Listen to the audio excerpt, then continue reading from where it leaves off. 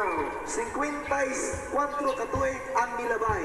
September the 9th, 1962. Yatong ikaluybing adlaw sa September 1962. Kaya niya to?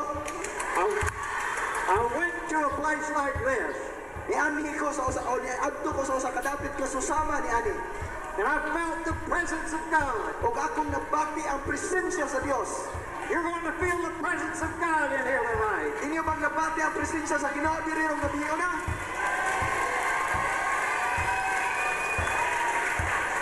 You're going to remember this 50 years from now if you're still around. Inyo rin unya kining mahinumduman human sa 50 katuig gikan karon kung buhi pamuhana. I mean, when God speaks, Kabalo ba mo ako ng Dios mo istorya?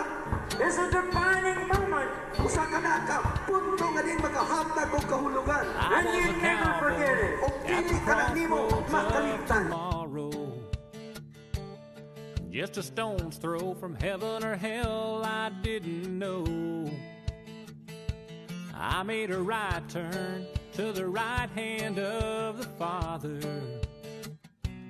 I chose a straight, narrow path, no turning back. No turning back, I gave my heart and soul to Jesus. No turning. We